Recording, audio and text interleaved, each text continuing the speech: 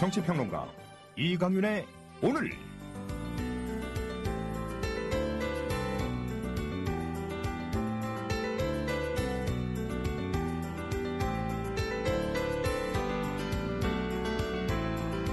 안녕하십니까?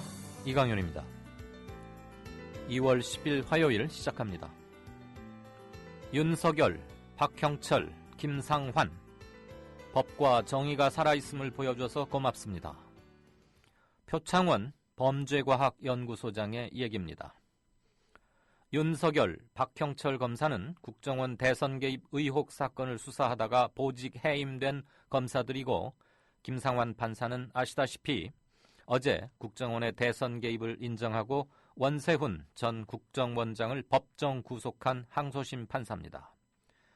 이번 2심 판결을 이끌어낸 데는 윤석열 검사의 숨은 공로가 컸습니다.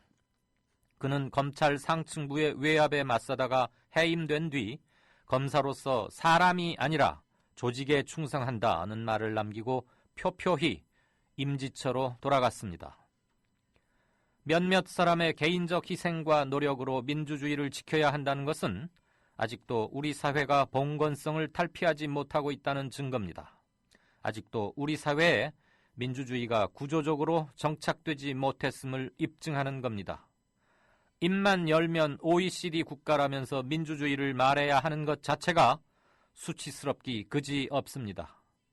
그들의 희생과 노력을 잊지 않는 것, 그것이 민주주의를 향해 나아가는 첫 걸음임을 다시 한번 새깁니다. 잠시 후 시작합니다. 부장님, 대리운전은 뭐 부를까요? 대리운전 블랙박스 주는 1800-6606 대리운전이 있지 않은가? 20회 이용시 블랙박스를 주는 1800-6606 블랙박스 대리운전이요? 그럼 검색창에 블랙박스 대리운전을 검색해보게. 홈피에는 다양한 상품들도 있다네. 저기 부장님, 블랙박스 대리운전에서는 국민TV에 후원도 한다면서요. 자네도 블랙박스도 주고 후원도 하는 1800-6606 이용하게. 역시 대리운전은 1800-6606.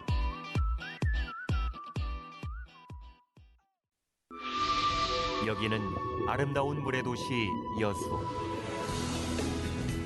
마음으로 보고 들으며 나만의 느낌표를 찾아간다.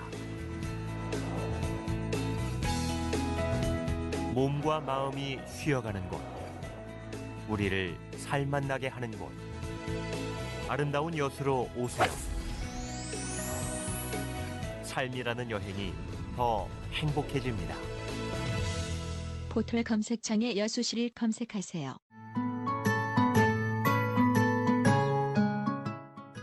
청춘이란 깊은 샘물에서 오는 신선한 정신, 유약함을 물리치는 용기, 안위를 뿌리치는 모험을 뜻한다.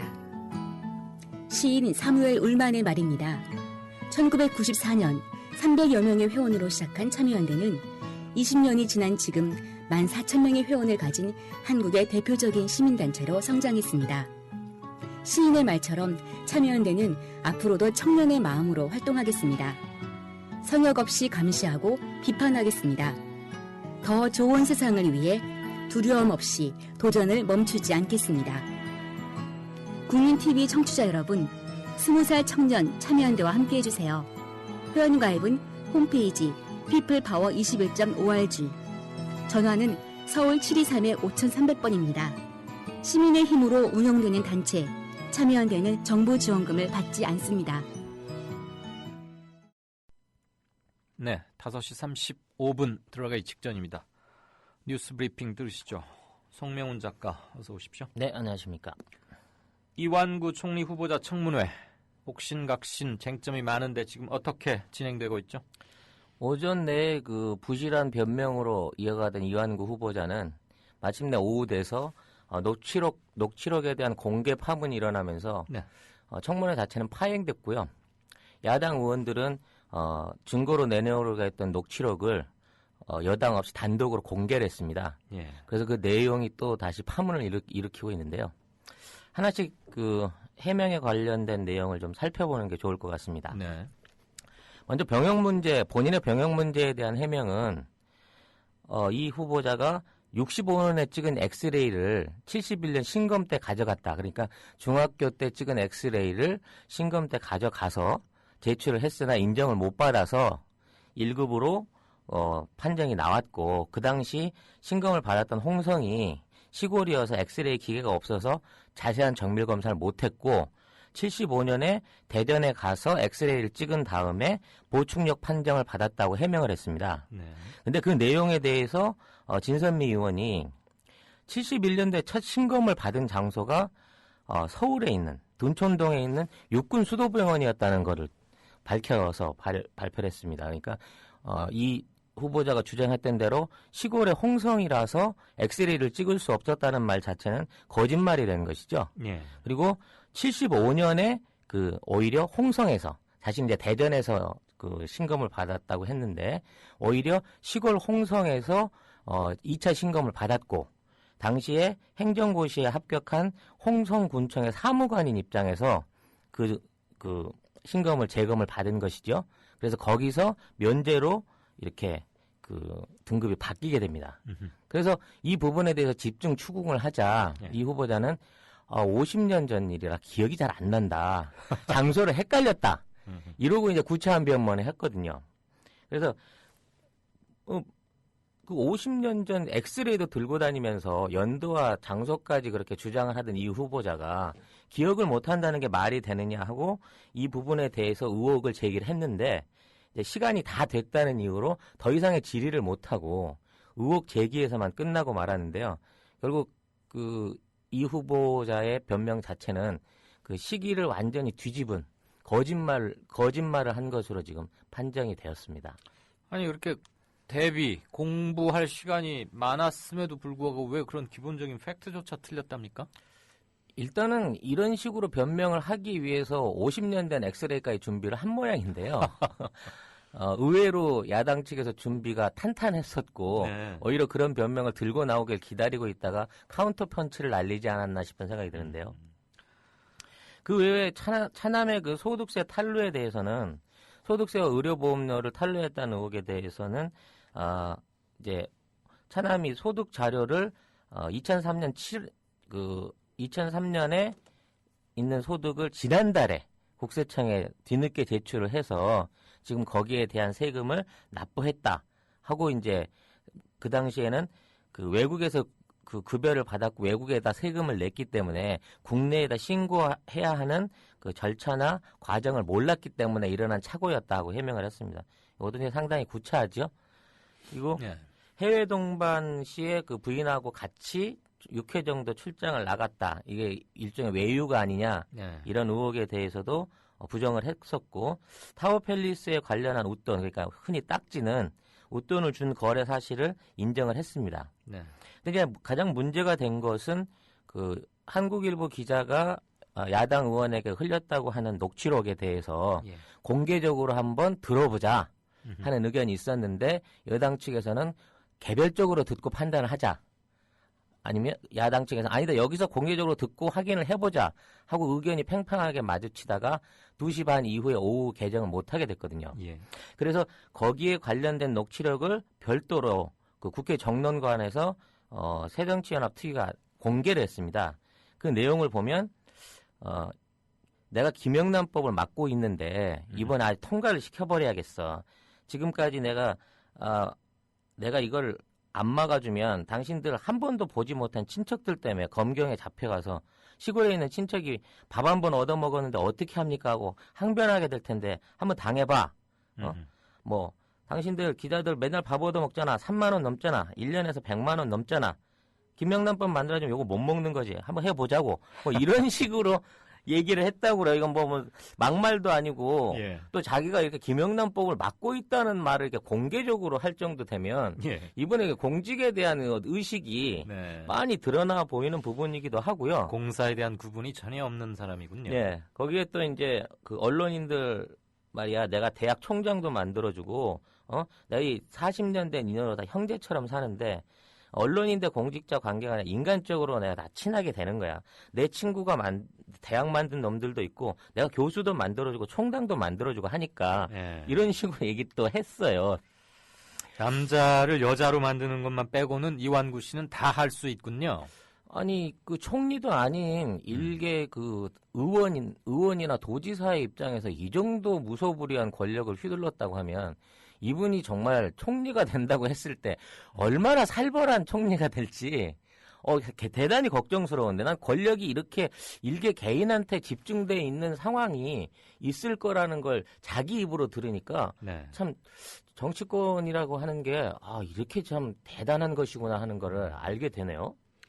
불세출에 그나저나 그 김영란법은 한국 사회의 오랜 부패 구조, 인연과 정실에 의해서 움직여지는 이른바 사바사바 이것을 구조적으로 없앨 수 있는 것이라고 많은 기대를 모았었는데 내가 이것을 계속 막고 있었다. 네. 그런데 통과시킨다. 너희들 한번 당해봐라. 네, 이 발언은 정말 충격적입니다. 해외 동반 출장에 부인과 함께 갔다고요? 금슬이 아주 좋으시답니까? 해외 업무를 보시는 중에 부인이 어떤 전문적인 내조. 어떤 조언이나 내조를 네, 할 수 있기 때문에 그렇게 받아들일 수도 있지 않나 하고 과거 청문회에서 네. 똑같은 경우에 발언하신 후보가 있었죠. 네, 외국에서도 뭐 유명하신 분들은 이렇게 부부간에 많이 다니시고 하더라고요. 네. 그래서 어쨌거나 지금 현재 이 시간 청문회는 어떻게 되고 있습니까?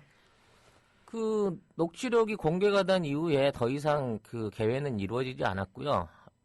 여당 의원들은 이것은 그 사적인 대화를 공개하는 것은 네.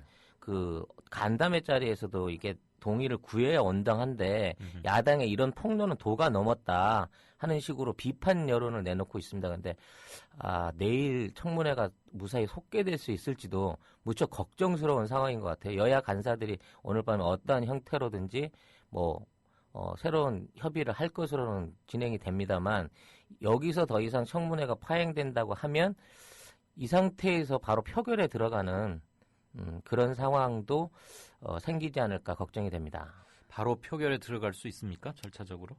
어차피 그 청문회 절차는 그 일종의 정해진 기간에 이틀 동안 하는 그 요식행위에 들어가는 거고요. 결정은 그 표결을 통해서 하게 되는데 과반수 이상을 확보하고 있는 여당이 강행을 한다고 하면 국회 승인이 떨어질 수도 있는 부분이겠죠. 대신 그 치욕적인 상처를 안고 가는 어떤 탄생에서부터의 어떤 산파를 겪게 되는 총리가 되겠죠. 인준투표에 제대로 회부될지조차도 현재로서는 대단히 불투명한데 지금 조금 전에 우리 청취자 한 분께서 올려주신 거 보면 5시 42분 다인 아버지 원 1이라시는 분께서 지금 청문회 하고 있음이라고 해주셨네요. 아마 속개가 됐지 않나 싶은데 저희가 현재 스튜디오 안에서는 텔레비전을 보기가 좀 힘들어서 말이죠. 네, 다행이네요. 네, 다행인데. 자, 그리고 어제 있었던 원세훈 2심 유죄 인정 그리고 법정 구속 판결 그 결과 후폭풍 상당하겠죠. 일단은 그 국정원 외압 논란으로 무죄를 받은 김용판 전 서울지방경찰청장의 판결에 대해서 상대적으로 비판 여론이 다시 생겨나고 있는 상황입니다. 그러니까 이게 이제 중간 법적으로서 면죄부를 받기는 했지만 매끄럽지 못한 초기 수사나 어떤 그 대법의 결정이 국민 불손을 자초했다는 비판을 피할 수가 없게 된 것이고요. 이 과정 중에서 피해를 입었던 최동호 검찰총장과 윤석열 당시 특별수사팀장, 그다음에 조영건 당시 서울지검장 등이 일종의 사면 복권이라 그럴까요? 내부적인 사법부의 사면 복권을 받은 것만큼 위로를 받을 수 있는 상황이었다고 생각이 됩니다. 특히나 지난번 1심 판결에서 선거법 무죄에 대한 그 판결이 내렸을 때는 그 현직 부장판사인 김동진 판사가 그 내부 게시판에 지금 이런 법원 결정에 대한 비판글을 올렸다가 정직 2개월을 받은 사실도 있거든요. 네. 사법부 내부에서 이런 불만들 자체를 어떤 잠식할 수 있는 용기 있는 어떤 사법 판단이 아니었나 이렇게 이제 평가를 받을 수 있을 것 같고요. 원 국정원장 같은 경우에는 그 본인도 전혀 생각을 못했던 모양이에요. 뭐 법정에서 얼굴 표정이 싹 박혀가지고 법정 구속까지 당하다 보니까 아주 억울하다는 듯이 자신은 뭐 국가를 위해서 최선을 다한 행위였다고 변명을 하도록 했었는데 예. 이제 정치권으로 이 불똥이 넘어가게 되었습니다. 그러니까 여권 같은 게서는 대선 개입 논란이 이제 재점화되고 또 이런 부분에 대해서 정당성 시비, 정권 자체 정당성 시비로 번지지 않을까 이걸 두려워하고 있는 부분이거든요. 더구나 3년 차에 들어서서 지지율도 아주 대폭 하락해서 30%를 유지를 못하고 있고 또 1년 차에는 댓글 사건 때문에 또 2년 차는 세월호 침몰 사고 이후로 거의 국정에 대한 어떤 운영이 없었다고 봐도 되는 시점에서 네. 다시 한번 어떤 국정을 운영할 수 있는 동력을 잃는 게 아닌가 하는 걱정을 하고 있는 부분입니다. 지난 일요일 날 새정치민주연합의 최고위원으로 선출되기도 했죠. 정청래 의원은 오늘 청와대는 더 이상 대통령 자격이 없는 것 아니냐 이렇게 공개적으로 그리고 공식적으로 문제를 제기하고 나서기도 했군요. 원칙적으로 공직선거법으로 의한 그 유죄가 인정되면 이건 관건 선거이기 때문에요. 부정선거로 이제 받아들여질 수밖에 없는 어떤 법적인 근거가 마련되는 것이거든요. 근데 이것을 과연 야권이나 어떤 단체에서 법적인 소송으로 이어나갈지 이 부분에 대한 이미 이제 대법에 계류되어 있는 부정선거 관련한 그 선거도 6개월을 넘기지 않아야 되는데 2년이 넘도록 그대로 묶여 있는 상황이기 때문에 네. 이런 법적인 진행이 추가로 가능할지 아니면 대여 투쟁으로 번지게 될지 그 전개 방식에 대해서 관심이 쏠리고 있습니다. 그렇군요. 후폭풍이 청와대의 향후 움직임과 맞물릴 때는 도저히 예측 불가능한 전국이 펼쳐질 수도 있고 신임 새정년의 새 지도부가 강경 모드를 취하고 있기 때문에 전국은 살얼음판이다. 도처에 지뢰가 널려 있다. 이 과정에서 이완구 총리 청문회가 어떻게 마무리되어질지 이것 또한 지금 청와대는 계속 첩첩산중이다. 일단은 이렇게 말해야 될 것 같습니다. 네. 어제 판결에 대해서 새정치연합 어떤 반응이었습니까? 사필 규정이다. 이제야 정상적인 판단을 내려준 데 대해서 감사한다. 이런 환영의 메시지를 냈었는데요. 유은혜 대변인은 국회 브리핑에서 늦었지만 법치주의가 살아있음을 보여준 판결이며 국가기관이 불법으로 대선에 개입한 것이 법적으로 인정된 만큼 이명박 전 대통령이 사과해야 된다. 그리고 박근혜 대통령도 대선 개입에서 자유로울 수 없다. 이렇게 논평을 했습니다. 네, 어제 판결 이후로 오늘까지 각종 포털의 검색, 이런 검색어 이런 것들에서 김상환 판사, 김 부장판사에 대해서 어떤 사람인지 굉장히 많은 클릭수를 보이고 있는데 그동안 사회적 관심이 집중된 사건들 중요한 거 몇 개 좀 간추려 볼까요? 가장 최근에는 명예훼손 혐의로 기소됐던 주진우, 김어준 씨가 항소심에서도 무죄를 받았는데 이 판결을 내린 사람이 김 부장 판사였고요. 지난해에는 SK그룹 횡령 사건으로 기소된 김원홍 씨 항소심에서 1년보다 1년을 더 때린 1심보다 1년을 더 때린 중형 4년 6개월을 선고하기도 했고요.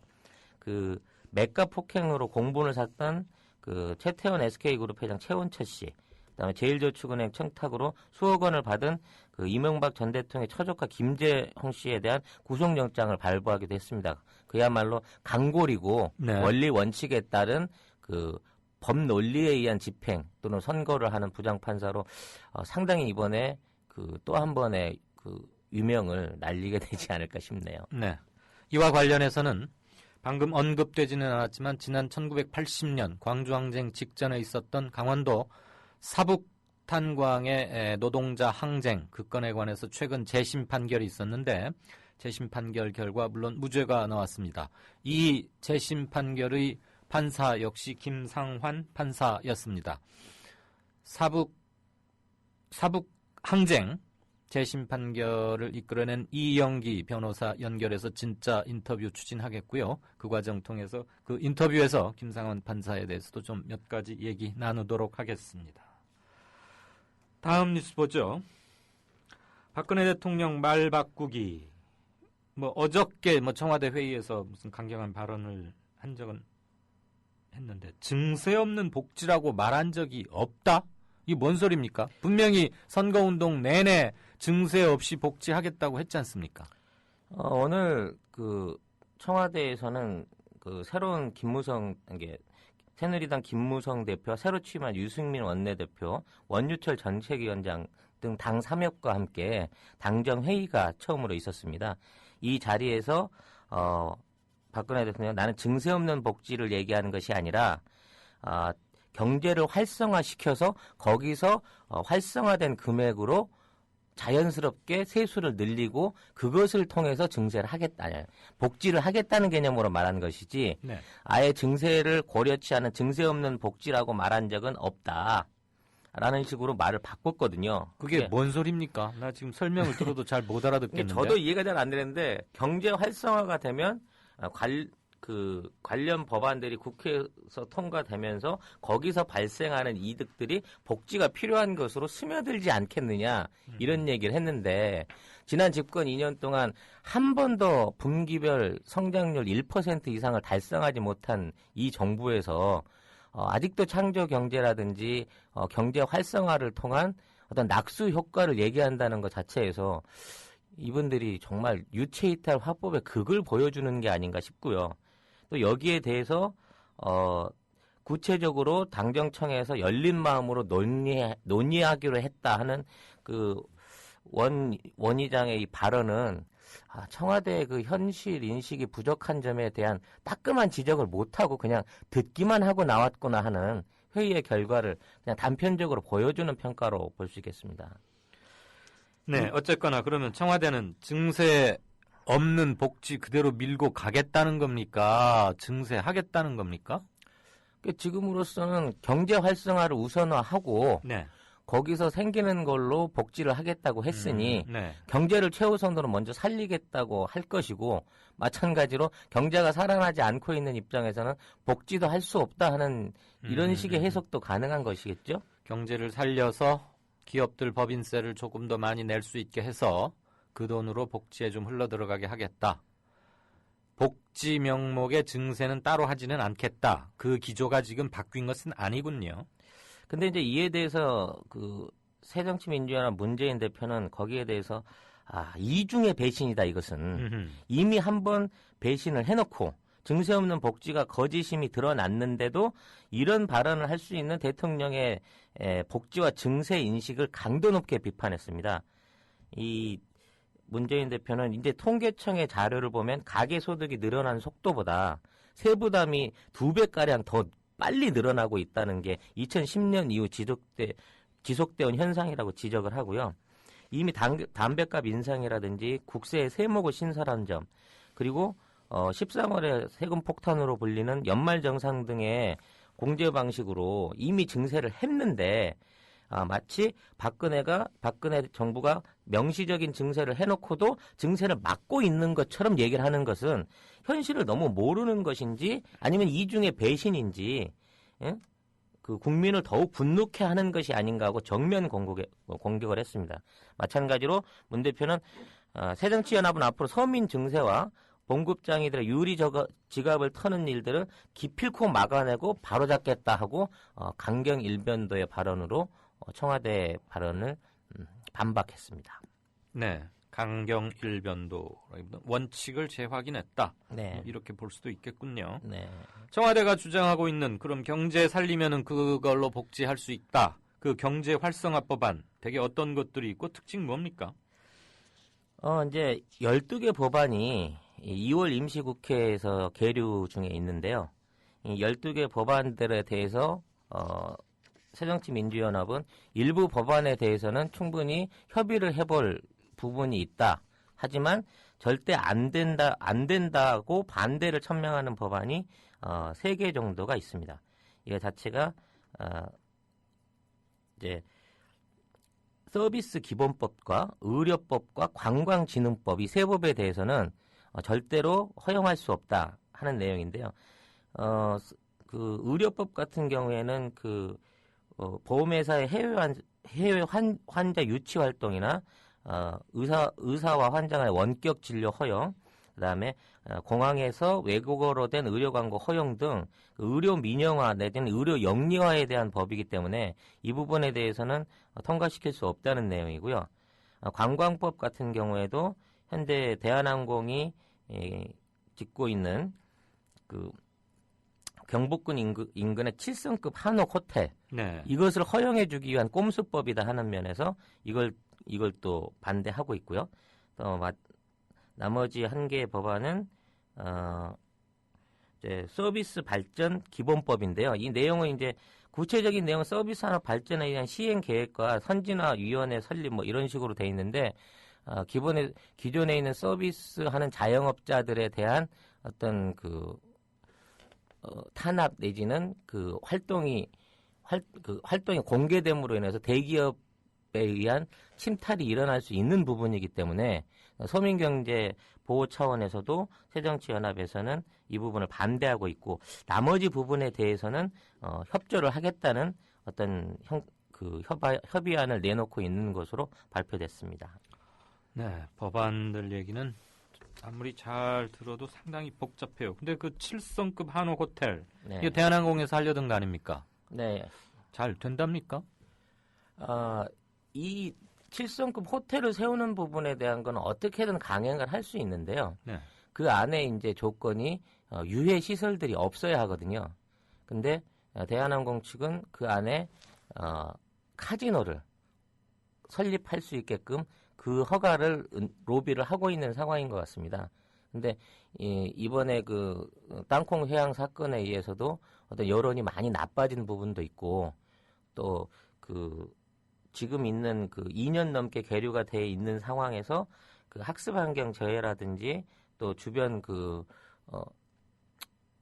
우리 그 국보나 다름없는 경복궁 안에 옆에다가 이제 호텔을 짓겠다는 논리 자체가 사실은 받아들여지면 안 되는 건데 이거를 규제 개혁이나 경제 활성화의 논리로 해서 밀고 있다는 것 자체도 사실은 좀 어폐가 있는 법안인 것 같고요.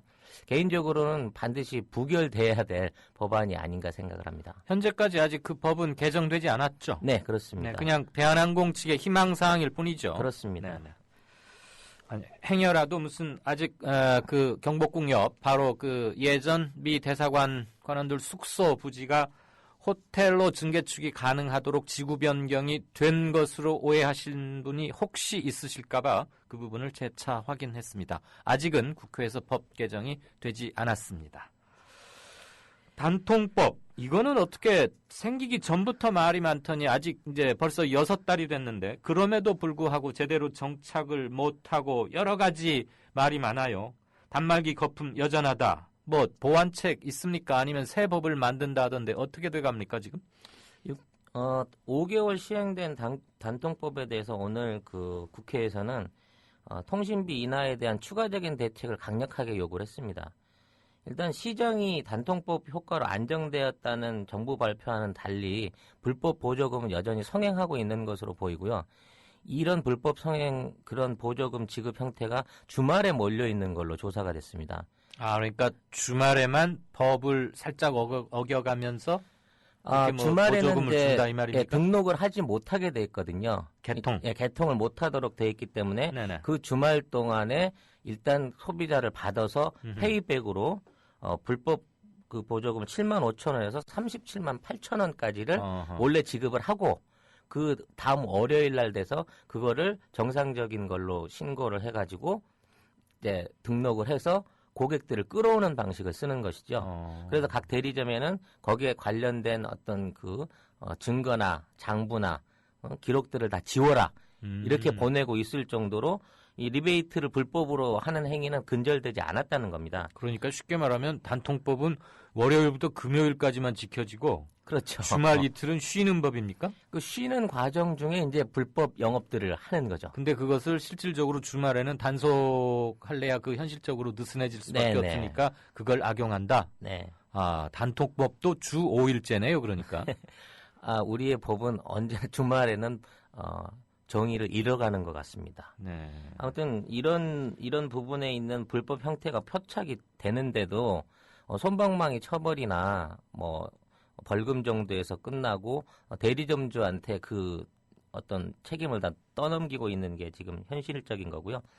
단말기의 거품은 여전히 비싸고 뭐 해외 직구나 어떤 다이렉트로 단말기를 구할 수 있는 방법은 전파 인증에 의해서 막혀 있는 상황이고요. 오히려 이제 이런 단말기와 이게 그 통신사의 분리를 통해 가지고 이 통신사들이 더 많은 이익, 그러니까 통신요금 인하를 제한적으로 실행을 하고 있기 때문에 현재 그 분리요금제를 했을 때 할인 적용 의무에 대한 고지라든지 약정 할인이 끝난 후에 그 추가 할인을 받을 수 있는 점에 대한 고지, 그리고 보조금을 받지 않고 하는 사람들한테 어떤 그 단말기를 차별 판매하지 못하게 하는 법 등이 제대로 지켜지지 않고 있다고 지적하고 있고요. 예. 그 다음에 이제 알뜰 펀드를 좀 더 사용하기 위해서 망을 도매하는, 그러니까 SK나 KT한테 망을 빌려서 사서 영업을 하는 알뜰폰 업자들한테 재전대하는 네네. 거죠, 그러니까 네네. 말하자면. 전파 임대료를 과감하게 낮춰서 경쟁력을 좀 더 높여주는 어떤 개선 방안을 내놓아야 한다 하고 오늘 법안에 이제 오늘 그 법 제도 개정을 요구를 했습니다. 외국에는 그런 게 많다면서요. 망을 재전대해서 아주 싸게 그리고 조금의 이익만 취하는. 일단 기본적으로 모든 핸드폰들을 슈퍼나 뭐 편의점 같은 데서 즉석으로 구매해가지고 그냥 카드를 사서 끼우면 휴대폰이 되고 그만큼 쓰다 그냥 일회용처럼 버릴 수도 있는 이런 식으로 돼 있기 때문에 그걸 이제 선택하게 하는 통신사들도 서비스 질을 높이기 위해서 가격을 계속 떨어뜨리게 되고 그러니까 서로 경쟁을 하게 되는 거죠. 서비스 질을 높이기 위해서 가격을 떨어뜨려요? 그러니까 서비스를 시장 점유율? 시장 점유율을 높이기 위해서 가격을 떨어뜨리고 서비스 질을 높이려는 경쟁을 하게 되는 거죠. 그럼 우리는 왜 못해요, 그거? 3개사가 그 통신 전파 회선을 다 독점을 하고 있지 않습니까? 담합하고 있는 거군요. 네. 네. 그런 거를 진짜 그런 게 전봇대나 아니면 손톱 밑에 가시가 아닌가 싶습니다. 이상한 데서만 찾고 있는 것 같아요. 이게 전파라고 하는 게 국민이 공유할 수 있는 공유재가 되어야 되는데 이게 기업의 이익을 위한 그 사유재로 활용되고 있다는 점이 그 외국과 우리나라 기업하고의 가장 큰 차이인 것 같습니다. 그러니까 우리 통신사들은 땅 짚고 헤엄치고 있는 거군요. 그렇죠. 외국 같은 경우에는 그런 통신 전파 주파수를 가지기 위해서는 우리보다 10배 이상의 비용을 물어야 하고 그런 독점권보다는 자유경쟁 체제로 많은 업체들이 들어와서 그걸 나눠서 쓸 수 있게 돼 있는데 네. 우리나라는 세계 주파수를 갖고 있는 세계 통신사들이 이동통신사들이 그 전파를 이용해서 요금을 어떻게 받든지 올려받든 내려받든 전혀 규제를 안 받고 있다는 데가 문제가 있는 것입니다. 잘 알겠습니다. 감사합니다. 뉴스 브리핑 지금까지 송명훈 작가였습니다. 수고하셨습니다. 고맙습니다. 네. 미디어 협동조합을 아시나요? 우리는 정치 권력에 눈치 보지 않습니다. KBS, MBC와 달리. 다만 수만 조합원의 통제를 받습니다. 우리는 광고 자본에 의존하지 않습니다. SBS와 달리. 다만 수만 조합원의 조합비로 운영합니다. 우리는 사주가 한 사람이 아닙니다. 조중동 등 족벌 언론과 달리. 다만 수만 조합원이 주인입니다. 그래서 미디어 협동조합이 만드는 국민TV, 국민라디오, 국민TV 뉴스는 가장 순도 높은 뉴스를 선사하고 있습니다. 조합원으로 함께해 주십시오. 조합원 가입과 문의는 홈페이지 국민.tv 또는 서울 전화 3144-7737로 하시면 됩니다.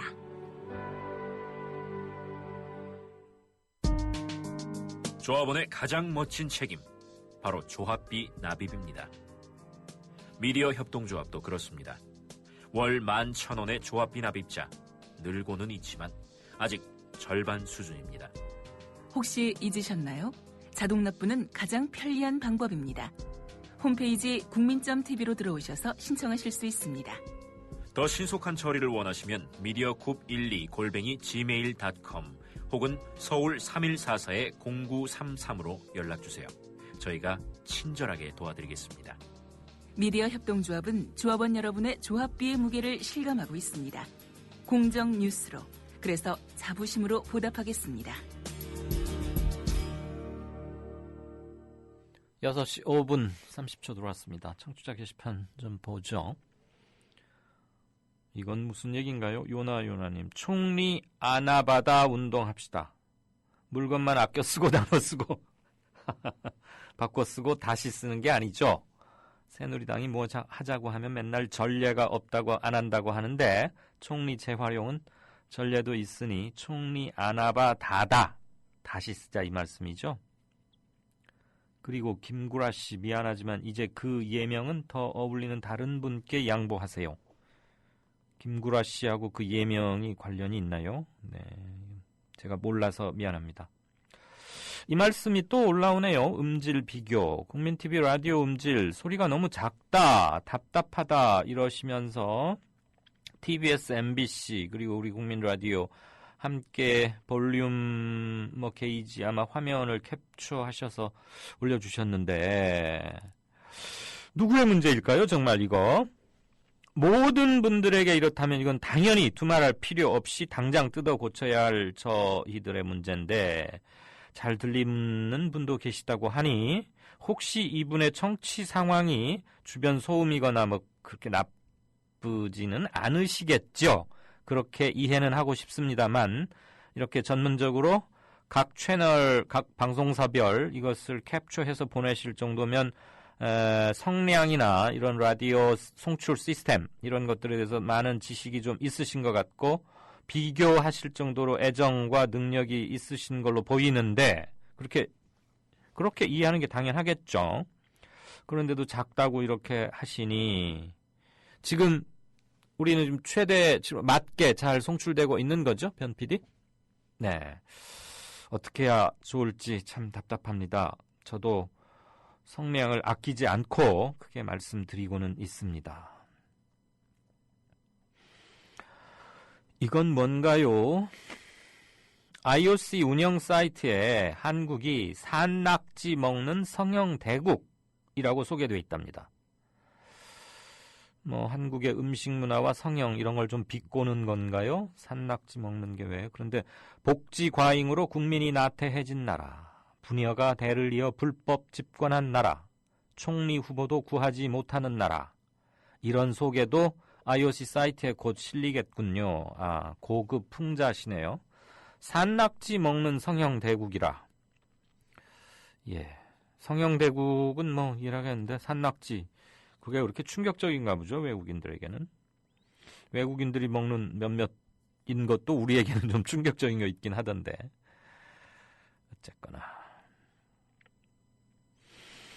이게 좀 시끄럽습니다. 이완구 총리 후보자가 기자들하고 한 얘기 녹취록 공개한 거, 한국일보의 반응도 그랬고, 야당이 그거 폭로하니까 이게 말이 되느냐 이거 가지고 하는데, 이분은 미니님은 이런 견해 주셨네요. 새누리당의 이장우 의원이라고 있습니다.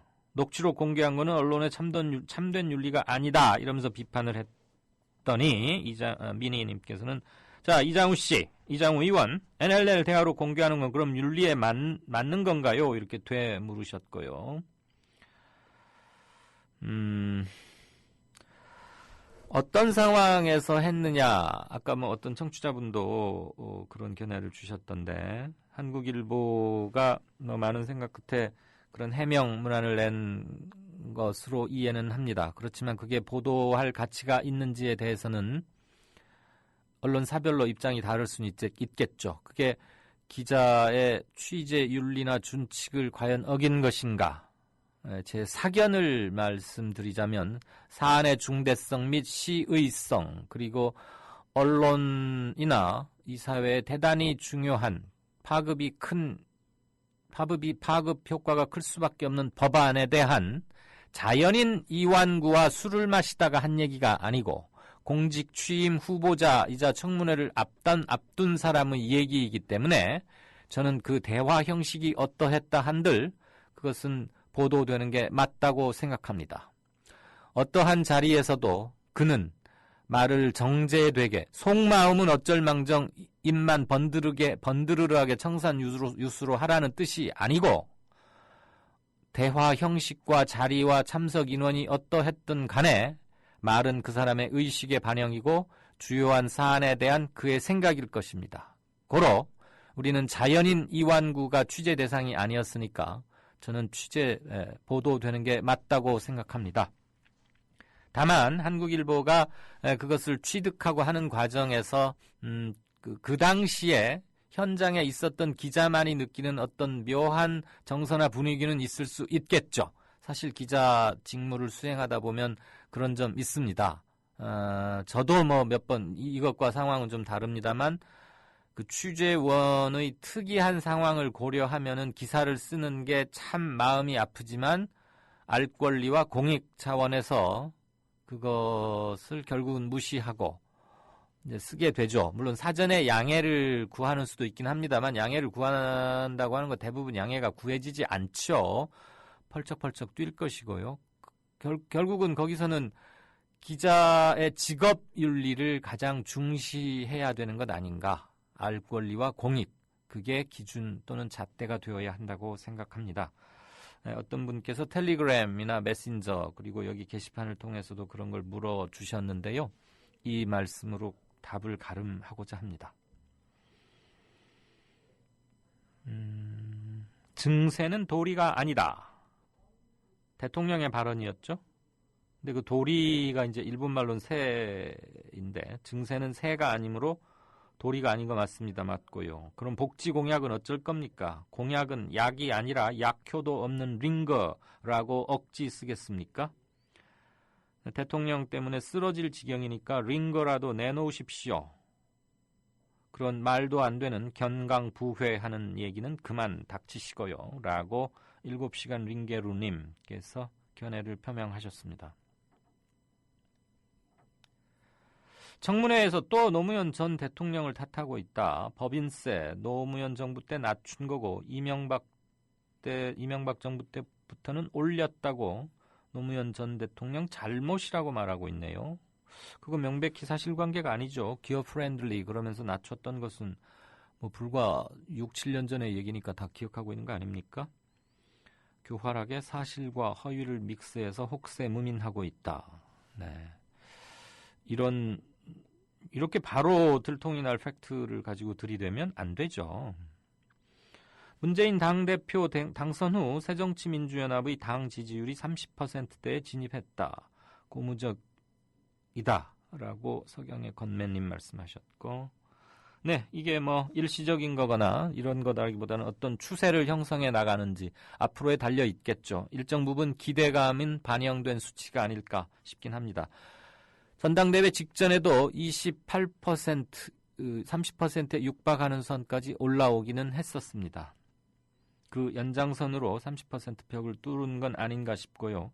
그렇지만 아직 이것을 탄탄한 지지율의 회복이라고 말하기에는 조금은 이른 게 아닌가 하는 감도 지우기 힘듭니다.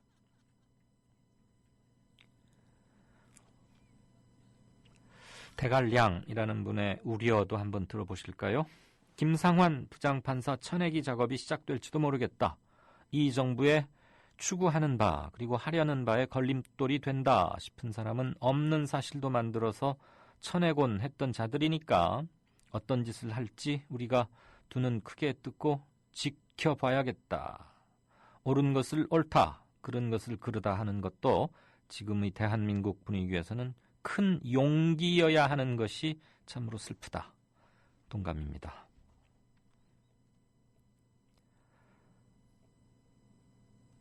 네, 이완구 청문회를 오전에 잠깐 봤더니 위원장이라는 사람이 한선교 의원이죠? 그 MBC 아나운서도 했던 그 위원장이 회의 운영을 하면서 청문회 선서에는 위증에 관한 처벌이 없다고 말하고 있다. 그럼 위증하란 말인가? 이거 사실입니까? 제가 오전에 이걸 개회 때부터 보진 못했는데 말이죠. 청문회에서 위증에 관한 처벌이 없다니 인사청문회에서는 그런가요? 이 국회법 한번 다시 들여다봐야겠습니다. 제가 알기로는 그렇지 않을 텐데 국민 앞에서 선서를 하고 말 그대로 들을 청자 청문인데 그것은 얘기가 잘 되지 않는 것 같습니다. 네, 이쯤 보고 정가 산책 연결하고 다시 나중에 체크하겠습니다. 박근혜 정권은 용산 참사 진상규명에 대한 약속을 했었습니다. 후보자 시절에. 하지만 대못을 받고 살인진압 책임자였던 김석기를 공기업 사장에 낙하산 임명을 시킵니다. 삼성 반도체 공장이나 정부에서 그 자료를 안 내놓고 영업 비밀이란 이유로다가 화학약품, 전리방송 다 감추어 놓고서는 이 피해자 가족들한테 입증 책임을 지라는 건 말도 안 되기 때문에 분명히 그 안에 아이들이 살아있을 거라고 생각을 하고 있는데 그 귀중한 시간에 어떠한 시도도 하지 않고 진행도 하지 않았다는 게 우리로서는 너무나 가슴 아프고 정말 아마 평생 천추의 한이 될 것 같습니다. 권력이 불편해하는 사람들, 그래서 발언권을 잃은 사람들, 그들의 목소리를 거침없이 전파하는 뉴스 K.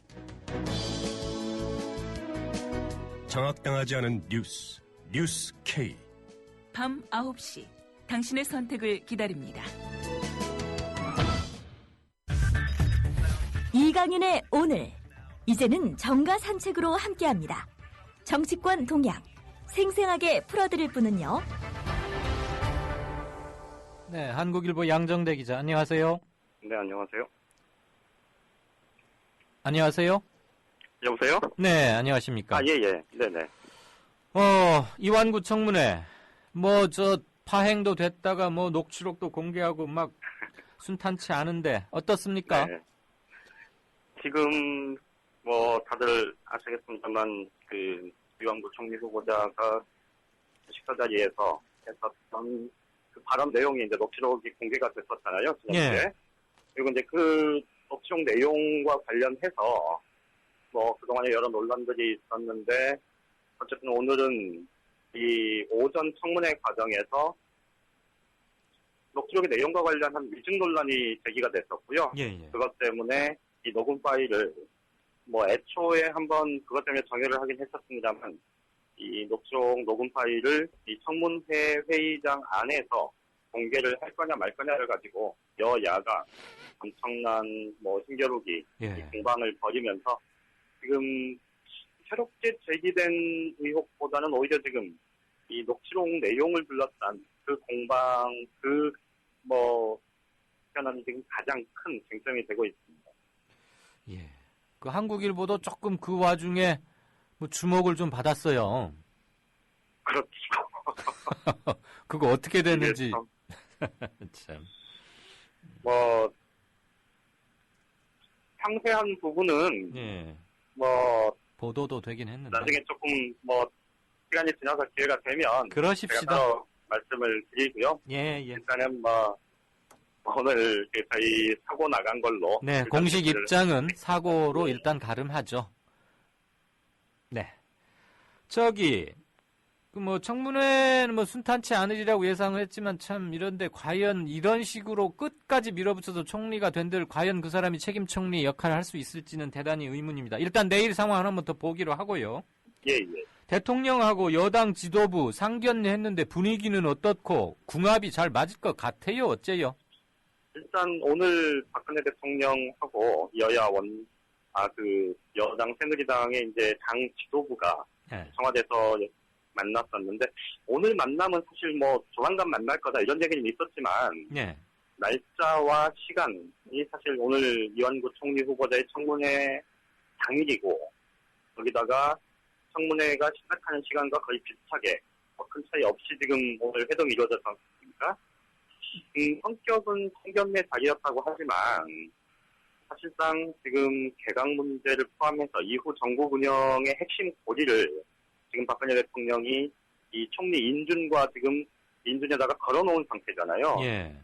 그러다 보니까 사실 청문회가 그만큼 중요한 자리라면 당대표는 아니더라도 원내대표는 사실 자리를 지키면서 이 총괄적으로 지휘를 해야 되는 상황인데 원내대표까지 청와대로 불러서 이 상견례를 했다는 건 물론 오늘 나오는 가장 중요하게 지금 정부 여당이 얘기하는 게 이제 당정청이 이 협의체를 구성하기로 했다. 이 부분을 강조하고 있지만 그리고 중세 복지 문제 또 뭐 공무원연금 개혁 이런 부분들에 대해서 당정청이 이 의기투합하기로 했다 이런 얘기들을 계속하고 있지만 실질적인 포커스는 사실상 이완구 총리 후보자를 반드시 인준시켜야 한다는 그 부분에 맞춰져 있었을 거다 이런 해석들이 많이 나오는 것 같아요. 그 아직도 그렇게 청와대에서 뭐 하면은 그냥 가서 총알바지처럼 무조건 돌진 앞으로 참 답답합니다. 그러니까 이제 여당 입장에서는 어쨌든 사실 뭐 정책 현안과 관련해서는 지금 이 청와대나 정부 또 당 내에서 당과 이 의견들이 지금 도드라져 있는 것들이 꽤 있지 않습니까? 대표적인 게 이제 중세 복지와 관련한 정책 기조 부분인데 그런데 이완구 총리 후보자를 인준시켜야 한다. 이 부분에 대해서는 사실 지금 여권 내 개파의 목소리가 서로 다르지 않습니다. 이건 이제 전반적으로 이완구 총리 후보자가 낙마할 경우에 여권 전체가 뭐 급격하게 위기에 빠질 수밖에 없다는 그런 위기감 때문일 거고요. 오늘 한 가지 좀 뭐 재밌는 포인트는 이제 박근혜 대통령이 이 당정청 협의체를 만들어서 소통을 잘 하자 이렇게 제안을 했는데 그러면 이제 같은 자리에 있었던 게 이제 김무성 대표하고 유승민 원내대표지 않습니까? 정확히 딱 10년 전에 그러니까 2005년에 박근혜 당대표 한나라당이었죠 그때 당대표 김무성 사무총장 유승민 당대표 비서실장 이렇게 만났던 이후에 2007년 대선 후보 경선 과정이었죠. 한나라당 대선 후보 경선 과정에서 세 사람이 한 자리에 모인 이후로는 7년 만에 세 사람이 한 자리에 모인 경우는 처음이었다고 합니다. 아, 그래요? 그런데 이제 정말로 이제 재밌는 포인트는 어쨌든 당정청 협의체를 만들자라고 얘기를 한 게 사실 그 전에 이제 정책 혼선이 워낙 심각하다 이런 지적들이 나오니까 박근혜 대통령이 내놓은 카드가 바로 청와대와 정부 간의 정책 조율 기구를 만들자 이런 거였고 당에서는 당이 빠진 정책 조율기구 무슨 의미가 있냐 이렇게 반발을 했었잖아요. 이제 그것 때문에 오늘 당정청 협의체를 이제 정례화하기로 그렇게 합의를 했는데 이게 이제 박근혜 대통령과 특히 김무성, 유승민 이 당대표, 원내대표가 사실 이 미래 권력에 한 발 다가서 있는 사람들이기 때문에 이 정책 조율이라는 게 어떤 수위로 이루어질지에 대한 부분은 좀 지켜보는 게 관전 포인트일 것 같아요. 그러니까 지적하신 대로 적어도 이완구 총리 후보자 인준과 관련해서는 청문회와 관련해서는 이 대통령의 의중을 새누리당이 별 반발 없이 받아들일 수밖에 없는 상황이지만 앞으로 구체적인 정책 현안과 관련해서는 좀 다른 목소리가 이 가시화될 가능성 많이 열려 있다 이렇게 보는 게 맞을 것 같습니다. 알겠습니다. 당정청이건 정청이건 누가 그 관심이나 있고 뭐 누가 하라 하지 마라 했나? 자기들끼리 잘 하면 되는 거지. 참나 이상한 사람들이에요. 알겠습니다. 오늘 여기까지 듣죠. 고맙습니다. 네, 수고하십시오. 정가산책 지금까지 한국일보 양정대 차장이었습니다. 유체이탈도 병인가? 사례 1. 담뱃세 인상, 연말정산 폭탄 파문으로 증세에 핵주먹을 날린 박근혜 대통령. 그럼에도 불구하고 증세는 안 된다라고 하시니 국민에게 부담을 더 주기 전에 우리가 할 도리를 다 했느냐, 이것을 우리는 항상 심각하게 생각을 해봐야 됩니다. 경제 활성화가 되면 세수가 자연히 더 많이 거치게 되는데 경제 활성화를 위해서 모두가 최선을 다했느냐, 경제 활성화를 위해서 최선을 다하지 않고 이 세수가 부족하니까 뭐 이렇게 국민에게 세금을 더 걷어야 된다 하면은 그것이 우리 그 정치 쪽에서 국민에게 할 수 있는 소리냐. 그거는 항상 제 머리를 떠나지 않는 일입니다. 유체이탈도 병인가? 사례 2. 가진 무상복지공약으로 국민의 눈과 귀를 현혹했던 대선 당시 새누리당 대선 총괄기획본부장 김무성 대표. 이번엔 복지 과잉을 걱정하면서 정치인이 인기에만 영합하면 그 나라는 미래가 없다는 사실을 아르헨티나와 그리스의 사례에서 쉽게 찾아볼 수 있습니다. 인기 영합주의는 몇 세대에 걸쳐 국민 의식 속에 뿌리 깊게 자리 잡으면서 국가적 고질병이 되어버렸습니다. 두둑한 실업수당, 무상보육과 무상교육, 무상의료 등 과잉복지로 인해 국민은 나태해졌고 나태 뒤에 필연적으로 찾아오는 부정부패로 인해 나라의 재정은 엉망이 되어버렸습니다. 유체이탈도 병인가. 사례 3. 국정원 선거 개입이 판결로 확인되던 날 댓글 사건 수사에 나섰던 권은희 의원의 의원직을 박탈하라는 여당 국회의원 그리고 황교안 법무부 장관의 일문일답. 권은희 의원 언제 소환할 거예요?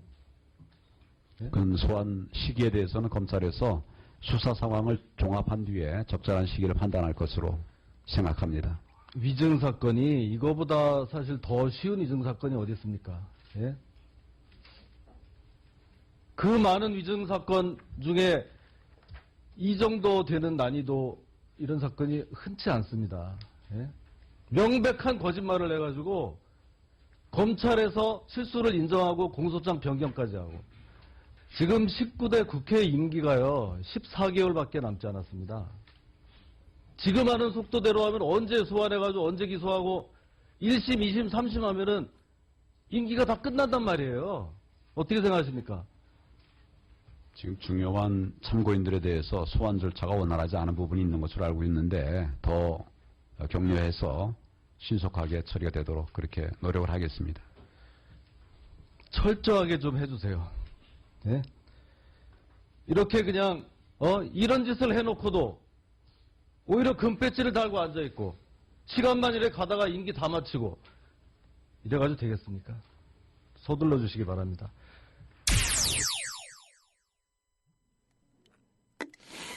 네, 6시 26분 됐습니다.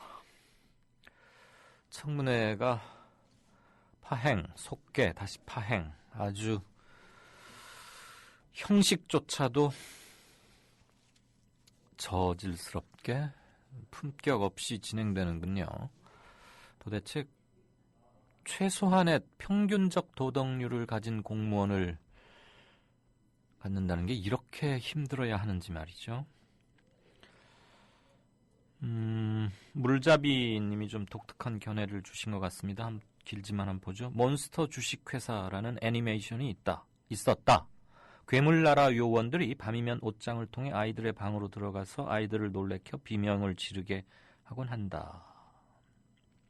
사실을 은폐하고 아이를 제거하려는 권력과 아이를 지키려는 소수의 다툼, 이런 것들을 다룬 애니메이션이라고 합니다. 청와대와 새누리당의 굿 다운로드, 그러니까 그 불법 다운로드 말고 이렇게 정당한 요금 지불하고 이렇게 받으라는 그런 말씀이시죠? 네. 꽃이 바람에게 님은 기자들과의 대화 내용을 기억 못한다? 불과 며칠 전 일을 기억 못한다니 그럼 치매 초기 아닌가? 청문회장이 아니라 병원으로 가셔야 되는 거 아닌가? 네, 통렬한 비판이십니다. 박 대통령이 당 정청이 삼위일체가 돼야 한다라고 강조했답니다. 삼위일체는 종교 용어인데요. 그런 성스러운 용어를 쓸 자격이나 있는지 화가 난다. 골프 활성화나 외치는 이런 것들에겐 쓰리썸이 딱 맞는 거 아니겠습니까? 라고 박대구인님. 대단히 아픈 매서운 말도 던지셨네요. 네, 곧 진짜 인터뷰 하겠고요. 몇 가지 더 한번 보죠. 스누피님, 6시 20분 현재 또다시 정회가 됐다 이거죠. 위원장의 회의 운영조차도 매끄럽지 못하는 것 같습니다. 감이 안 되는 걸 변호하려다 보니까, 그리고 며칠 전에 것도 기억하지 못한다고 하니 자꾸만 이런 파행이 되는 거 아닌가 싶습니다. 청문회 상황은 중계방송을 할 수는 없고 일단 오늘 저녁의 뉴스 그리고 내일 아침 진행 상황까지를 종합적으로 챙겨봐야 할 것 같습니다. 바로 진짜 인터뷰 들어가겠습니다. 모두에 제가 말씀드렸다시피 사북 항쟁에 대한 재심 판결을 이끌어낸 이영기 변호사님 연결돼 있습니다. 변호사님 안녕하십니까? 예, 안녕하십니까? 네. 예, 수고하십니다. 네. 1980년 4월인가 그랬죠, 아마 사북 항쟁이? 예, 그렇습니다. 보통 4월 21일을 얘기를 하죠. 네, 제가 그때 고등학생이었는데요. 그러시군요. 광주 항쟁이 터지기 얼마 전에 네. 집에 배달돼 온 신문에 이렇게 시커멓게 제목을 뽑을 때였습니다. 그때는 신문이 새로 쓰기였는데 예. 사북 뭐 사북 사태 막 이랬나요? 그리고 사진이 험악한 사진이 실려 있고 그래서 예. 사북이 어딘지를 잘 몰랐는데 그 네. 한문도 쓰여 있고 했던 신문을 막 읽었던 기억이 얼핏 납니다. 예. 지금 저희 청취자분들 중에는 뭐 젊으신 분들도 당연히 계시고 당시 사북 항쟁, 그때는 사북 사태라는 용어라고 했는데 그것을 잘 모르는 분이 계실 테니까 변호사님께서 그 사북 사태, 사북 항쟁의 개요를 좀 설명해 주셨으면 합니다.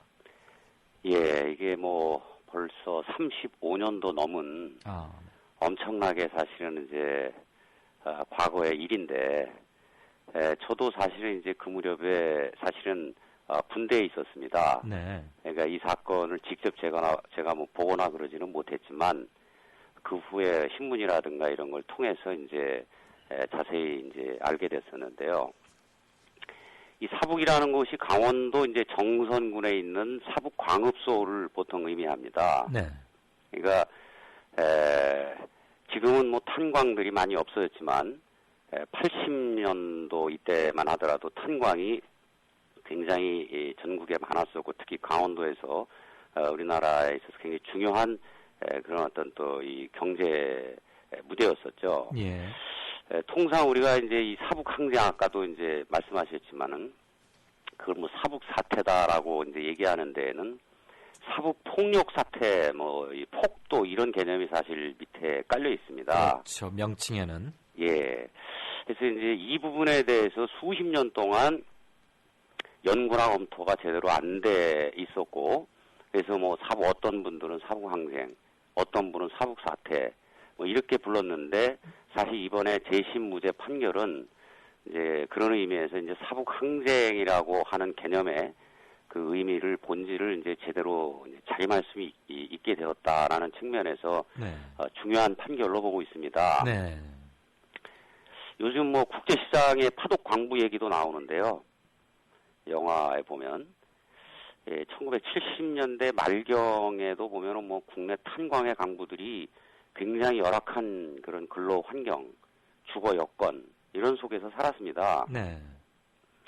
그 동원 탄자인 그 사북광업소도 마찬가지였는데요. 네. 거기 기록에 보면은 그 광부들이 거주하는 사택에 그 옆 방하고 방음이 거의 되지 않고 겨울에도 물이 제대로 나오지 않아가지고 엄청나게 이제 뭐 이 열악한 그런 불편한 생활을 겪고 있었는데요. 근데 이제 당시에 그 이 노조 지부가 그런 상황에도 불구하고 근로 조건을 개선하려고 노력하기는커녕 네. 그 회사 동원 탄자의 입장을 대변하기 바쁜 다분히 어영노조의 성격을 이제 띠고 있었죠. 아, 네. 그러다가 이제 1979년 4월로 좀 거슬러 올라가는데요. 네. 이때 이제 노조 지부장 선거가 있었습니다. 예. 이 선거가 직접 선거는 아니었고 이제 간선제 방식으로 대의원들이 지부장을 뽑았는데요. 예. 이 선거에서 이제 회사 측에서 강력하게 미는 이재기라는 사람이 지부장으로 선출되었습니다. 네, 당연히 어용이겠네요.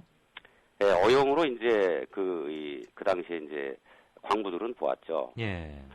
그 이재기라는 사람이 지부장으로 선출되었는데 나중에 이제 조사해 보니까 무자격 대의원이 다수 선거에 참여를 해가지고 선거가 사실은 이 불법으로 치루어졌다는 사실이 밝혀졌습니다. 그러니까 원인 무효에 해당하는 부정선거였다 이거네요. 그렇습니다. 네.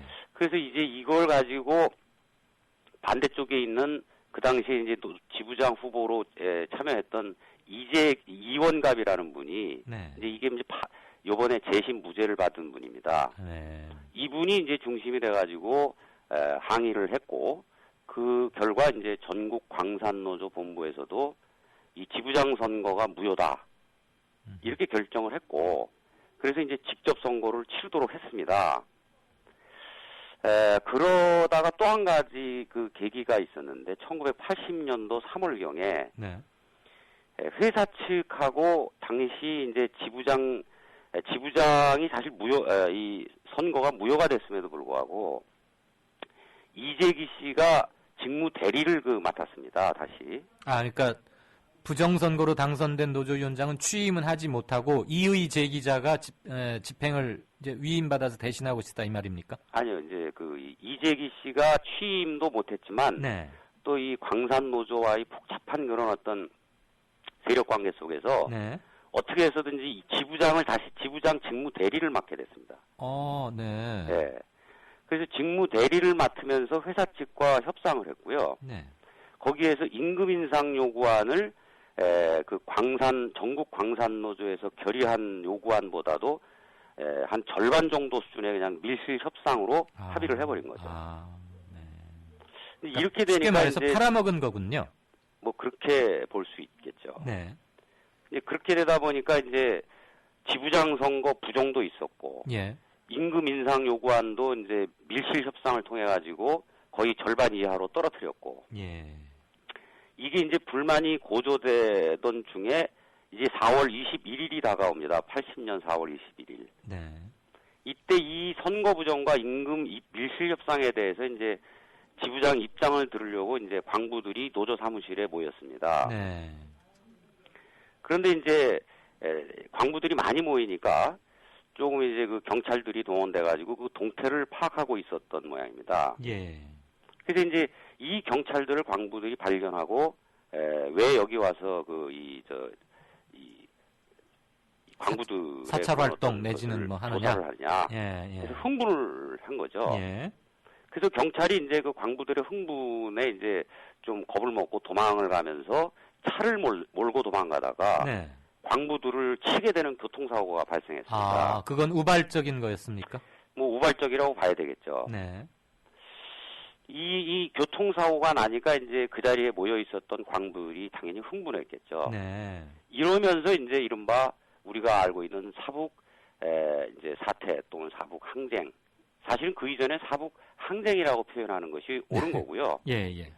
요 교통사고로 해서 일어난 그 이후의 사태는 이제 거의 이제 폭력 아무도 이제 제지할 수 없는 이런 이제 방향으로 나갔기 때문에 이런 두 가지 평가 그 개념들이 혼재되어 있는 것으로 보여집니다. 그러니까 뭐 며칠간의 뭐 노조 활동의 투쟁 이런 게 아니고 약 2년여 동안 쭉 최소한 2년여 동안 쌓여왔던 갈등과 불만이 폭발한 건데 그 과정에서 경찰관과 노조 사이에 이렇게 교통사고로 사람이 치이게 되고 그러면 이제 흥분한 노동자들은 뭐 그 경찰을 감금하거나 뭐 이렇게 발전이 된 건가요? 그렇죠. 이제 뭐 감금이라기보다는 어쨌든 이제 그 당시에 사북지서 네.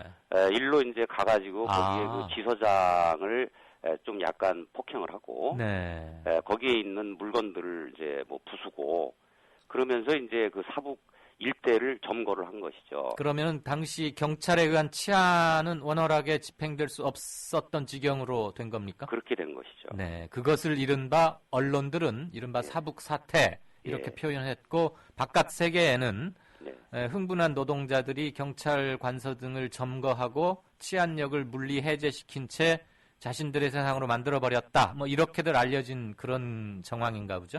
그렇죠. 그러니까 그 이전에 진행됐던 그 경위라든가 배경에 대해서는 전혀 모른 채 그걸 다 무시해버리고 그 일어난 현상에 있어서의 일부분만 그걸 끄집어내가지고 이제 사태니 뭐니 이렇게 해서 이제 폭도로 몰고 간 것이 이것이 사북 항쟁 또는 사북 사태의 흐름입니다.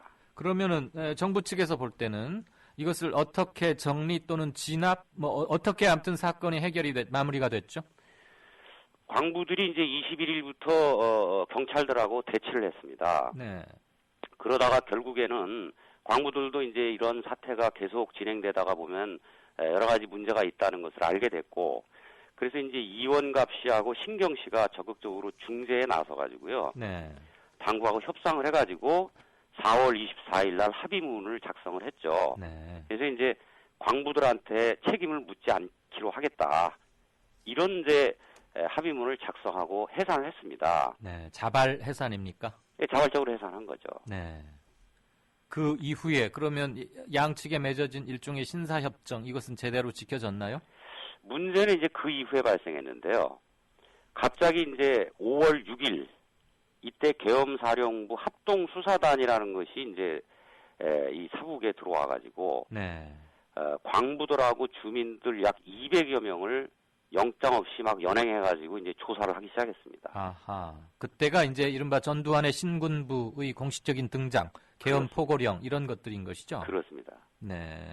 그래서 이제 이게 그 당시에 이제 조사를 한 기록들을 이렇게 보면은 이 200여 명의 이제 광부들과 주민들을 외부 불순 세력의 사주를 받아가지고 폭력을 주도한 폭도로 이제 이렇게 몰고 가려는 어떤 기록들이 발견이 되고 있습니다. 네. 그래서 이게 이제 약 20일 동안 이분들을 엄청나게 이제 고문을 했죠. 연행해 간 주민들을요? 예. 그때 연행자가 모두 몇 명쯤이었는지 기록에 나와 있죠? 그때 총 이제 조사 기록에 의하면 한 200여 명을 연행을 했는데 네. 그 중에서 특히 한 30여 명을 집중적으로 이제 조사를 하면서 고문 등 가혹행위를 한 것으로 보여집니다. 예. 그 당시에 지난번 증인신문에도 나와서 했지만은 이게 이제 큰 마기를 쭉 설치해놔가지고 체육관 같은 데에서 들어가 보면은 바로 옆 칸에서 이제 고문하고 막 그냥 비명 소리가 막 나고 피가 낭자하는 이런 모습들이 이제 바로 옆에서 일어나는 것을 바로 목격했다. 이런 이제 증언들이 나오고 있습니다. 네, 지금 변호사님 잠깐만요. 6시 39분에 윤양이라는 닉네임을 쓰시는 청취자께서 이런 글을 하나 올려주셨습니다. 네. 그대로 읽어드리죠. 저희 아빠가 그때 당시 탄광촌에서 광부로 일하셨는데 그 일 있었을 때 지금 변호사님이 설명해 주시는 그 당시입니다. 예. 막 사람들이 회사 측 사람들 죽이겠다 하면서 사택 뒤지고 다니고 그랬대요. 그 일에 저런 비하인드가 있었군요. 그 자리에 있던 사람들도 사태로 기억하더라고요. 굉장히 무서웠던 기억이 납니다. 라는 글을 올려주시기도 했습니다. 네. 그러면 변호사님께서 재심 청구를 하게 된 배경은 뭡니까? 이게 이제 그분들 중에 약 한 30명이 계엄 포고령 위반하고 형법상 소요죄로 이제 형사 처벌을 받았습니다. 30명이. 네. 요 계엄 포고령 위반이라는 것은 이제 불법 집회 및 시위인데요. 예. 요것도 좀 이제 황당한 것이 이분들이 당시 음식점에 모여서 이제 이런 부정선거 문제라든가 임금 문제에 대해서 같이 밥을 먹으면서 이제 얘기를 했는데 네. 이걸 가지고 이제 불법 집회 및 시위를 했다 해서 계엄 포고령 위반죄로 걸었던 겁니다. 예. 그래서 이제 이원갑 씨가 징역 5년, 신경 씨가 징역 3년을 선고받았는데요. 네. 이분들이 이후에 이제 약 1년 4개월 또는 2년 2개월 이렇게 징역 살다가 나오셨습니다. 만기 출소는 아니고. 이제 신경 씨는 만기 출소하고요. 네. 이원갑 씨는 이제 중간에 어쨌든 집행유예를 다시 받아가지고 1년 4개월 정도 살고 나오셨는데 네. 이제 그로부터 이제 20년도 훨씬 지난 2005년도에 민주화운동 관련자로 일부 인정이 되고요. 예. 그리고 2008년 4월달에 다 아시고 계시는 그 진실과 화해를 위한 과거사 정리위원회에서 네. 진실 규명 결정을 하게 됩니다. 예. 그러니까 이 이른바 사북 사태로 알려진 이것이 사실은 이제 이런 그 계엄사령부 합동 수사단이 고문 조작을 해가지고 이게 폭도로 만들어간 이런 그 왜곡된 과거사다. 네. 라는 것을 이제 과거사 정리위원회에서 진실 규명 결정을 하게 된 거죠. 듣자 보니까 축소판 광주 항쟁 비슷하군요. 그렇다고 볼 수 있습니다. 네. 그래서 이제 그로부터 2년간 이분들이 또 이걸 이제 어떻게 할지 잘 모르고 있다가 예. 그러다가 이제 2010년 3월 2년 뒤에 저하고 어떻게 이제 만나가지고 예. 서울고등법원에 재심 청구를 하게 된 겁니다.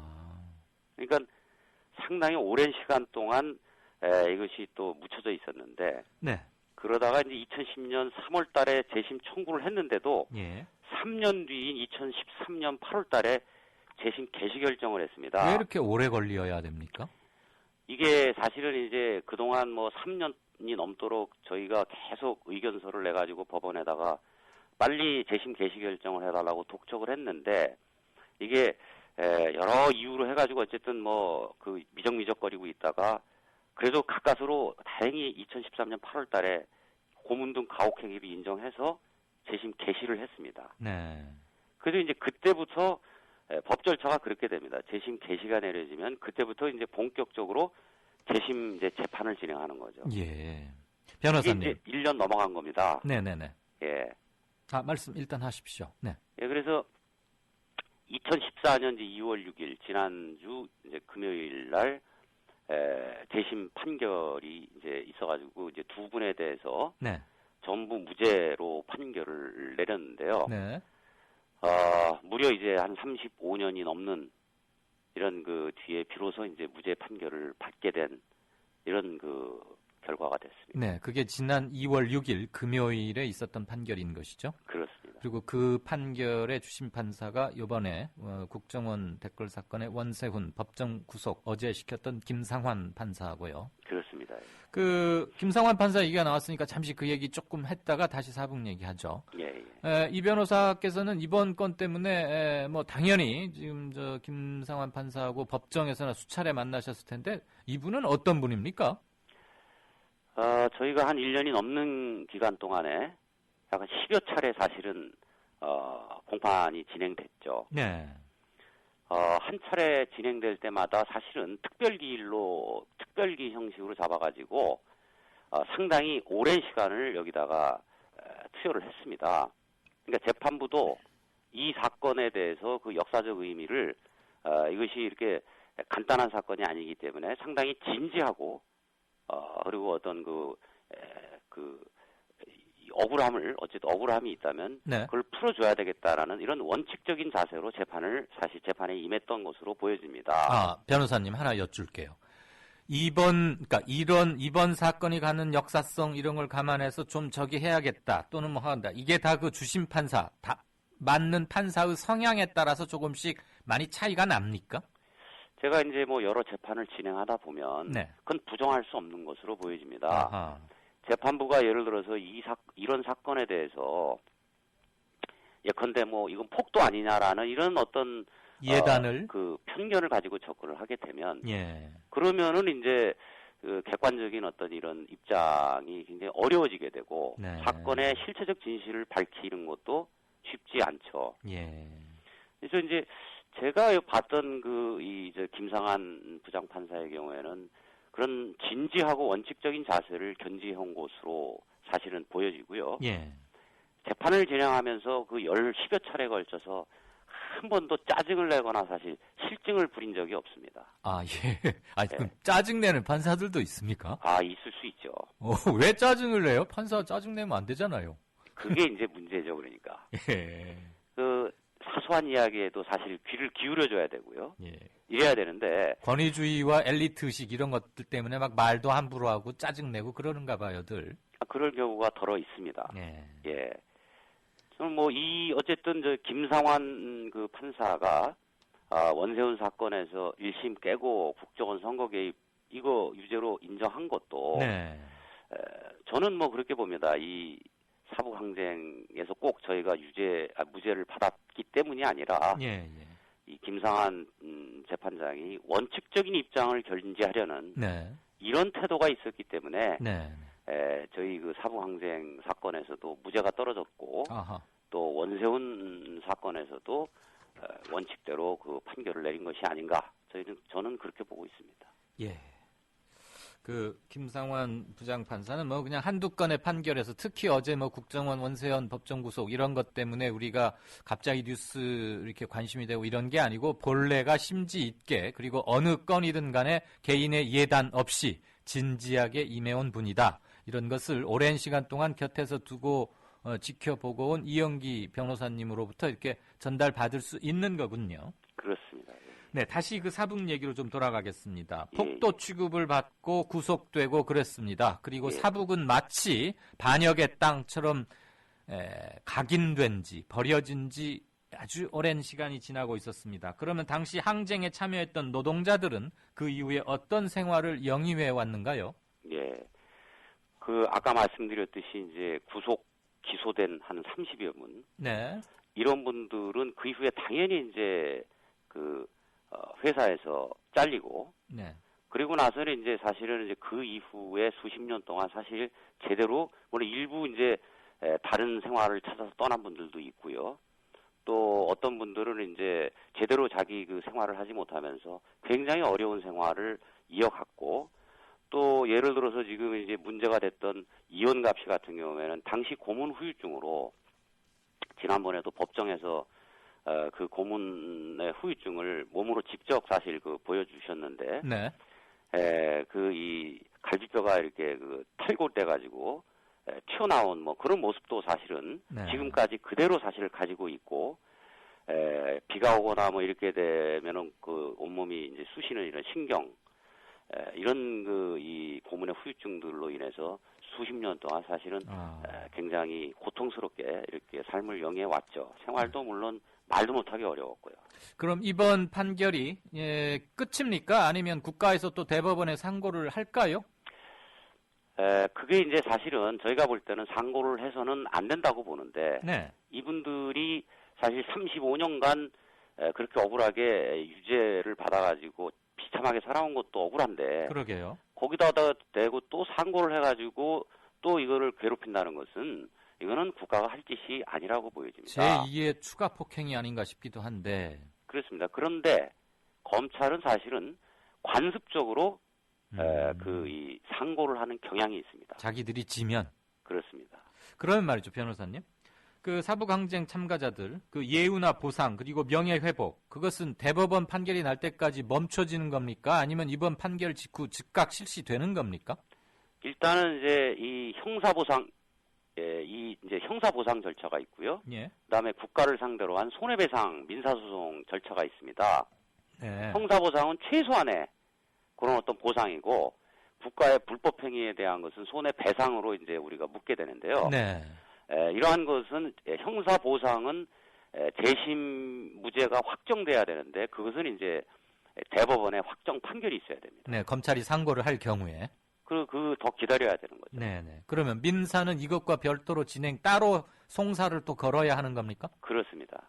아하. 그러면 지금 재심 판결에서 이렇게 명예회복하고 이겼다고 해서 끝이 아니고, 그동안의 물질적, 경제적 이런 것들을 배상받는 것은 다시 재판소 드나들면서 변호사님 같은 분 힘 조력 받아가면서 또 해야 한다 이 말이죠. 그렇습니다. 예. 그러면 그것도 시간이 많이 걸리겠네요.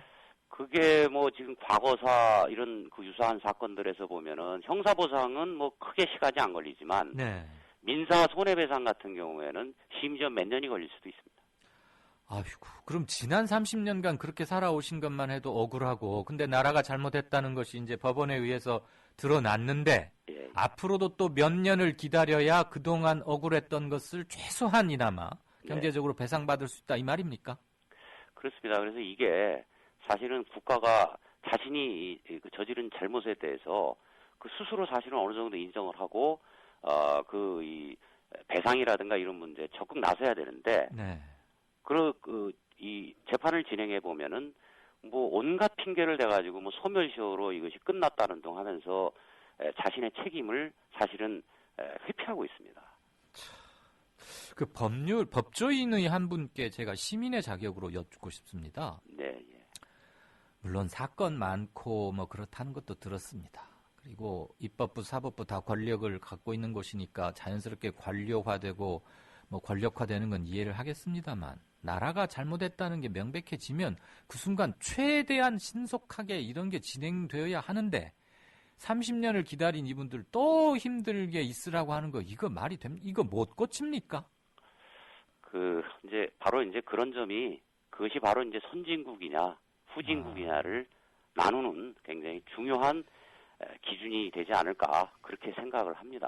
예, 알겠습니다. 청취자 여러분들께는 제가 이 점은 강조드리진 않았습니다.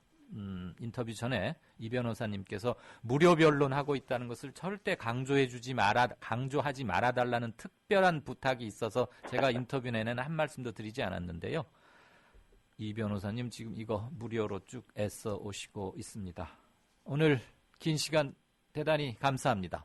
예, 감사합니다. 네, 예. 진짜 인터뷰 지금까지 사북항쟁의 재심 판결 이끌어낸 이영기 변호사님과 말씀 나눠봤습니다. 2월 10일 이강윤의 오늘이 준비한 순서는 여기까지입니다. 들어주셔서 고맙습니다. 내일 뵙겠습니다. 밥 딜런의 바람만이 아는 대답 들으면서 작별하지요. you call him a man? How many seas must the white dove sail before she sleeps in the sand?